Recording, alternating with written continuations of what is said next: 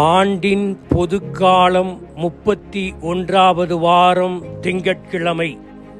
நற்செய்தி பகுதி லூக்கா பிரிவு 14 அருள்வாக்குகள் 12 தொடக்கம் 14 வரை. ஒரு புராட்டஸ்டன்ட் சபையை சேர்ந்த பாஸ்டர் தேவாலயத்தில் தனக்கு ஒதுக்கப்பட்ட வாகன இடத்தை காத்துக்கொள்ள மிகவும் சிரமப்பட்டார். The space is reserved என்று எழுதப்பட்ட வாசகம் இருந்தாலும் மக்கள் அவருக்கு ஒதுக்கப்பட்ட வாகன நிறுத்துமிடத்தில் தங்கள் வாகனங்களை தங்கள் விருப்பம் போல நிறுத்திவிட்டு செல்வார்கள். அதை பார்த்துவிட்டு வாசக அட்டையை இன்னும் தெளிவுபடுத்தினால் மக்கள் யாரும் தன் வாகன நிறுத்தத்தில் தவறாக நிறுத்திவிட்டு செல்ல மாட்டார்கள் என்று நினைத்து இது பாஸ்டருக்கு மட்டும் ஒதுக்கப்பட்ட இடம் என்று எழுதினார். அதையும் மக்கள் பொருட்படுத்தாமல் மீண்டும் அங்கே நிறுத்தினார்கள். மூன்றாவதாக, நீங்கள் இங்கே நிறுத்தக்கூடாது என்று எழுதினார். அதிலும் எந்த ஒரு வித்தியாசமும் ஏற்படவில்லை. கடைசியாக அவர் பயன்படுத்திய வார்த்தை நெத்தியடி போல் அனைவருக்கும் இருந்தது. அங்கு எழுதப்பட்ட வாசகம் என்னவென்றால், இங்கே வாகனத்தை நிறுத்துபவர் ஞாயிற்றுக்கிழமை காலை பிரசங்கம் செய்பவர் ஆவார். அன்றிலிருந்து யாரும் நிறுத்தவில்லை. ஒருவேளை ஞாயிற்றுக்கிழமை பிரசங்கம் செய்ய தங்களால் முடியாமல் இருப்பதை உணர்ந்திருக்கலாம்.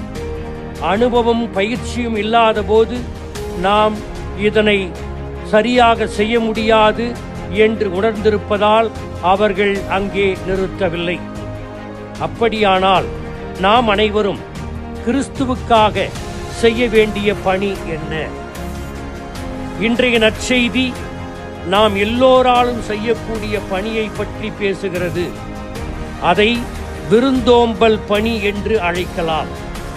இயேசு விருந்துக்கு உன்னை விட வசதி இல்லாதவரை, ஏழைகளை, மாற்றுத்திறனாளிகளை அழைக்க கோருகிறார். கொடுக்கின்றவர்களுக்கு பெறுகின்றவரை பற்றி தெரியக்கூடாது, பெறுகின்றவர்களுக்கு கொடுப்பவரை பற்றி தெரியக்கூடாது. இதுதான் தாராள மனத்தின் உண்மையான உளப்பாங்கு ஆகும். கொடுப்பதில்தான் நாம் உண்மையான மனிதர்களாக வளர்கிறோம். கொடுப்பது என்பது தற்கையளிப்பின் ஒரு பரிமாணம். கொடுத்து இந்த உலகத்தில் வறியவனானான் என்ற வரலாறு இல்லை. கொடுப்பவனுடைய ஆன்மாவின் உயிர் காக்கப்படுகிறது.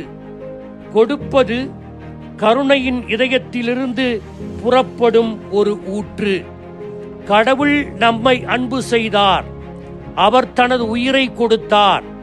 நம்முடைய அன்பு அவரது அன்புக்கு நான் செலுத்தும் நன்றி காணிக்கையே ஆகும். தாராளமாக கொடுத்தலே விருந்தோம்பல் ஆகும். தாராள மனதையும் விருந்தோம்பலையும் பிரிக்க முடியாது. விருந்தோம்பலும் தாராள மனமும் கைகோர்த்து செல்லும். விருந்தோம்பலில் தமிழர்களை அடித்துக் கொள்ள முடியாது. விருந்தோம்புவது நம்முடைய சமய கடமையுமாகும். எனவே விருந்தோம்பல் எந்த நோக்கத்திற்காக அளிக்கப்படுகிறது என்பதை உணரச் சொல்லுகிறார். எதையும் எதிர்பார்க்காமல், கைமாறை எதிர்பார்க்காமல், அல்லது அவர்கள் மீண்டும் ஏதாவது செய்வார்கள் என்று எதிர்பார்க்காமல் நாம் செய்ய வேண்டும். அல்லது அடுத்தவர்கள் புகழ வேண்டும் என்பதற்காகவும் நாம் கொடுக்கக்கூடாது என்பதையும் இயேசு இந்த உவமையில் சொல்லுகிறார். எனவே விருந்தோம்பல் செய்வோம், கருணையோடு செய்வோம், நல்ல உள்ளத்தோடு செய்வோம். ஆமீன்.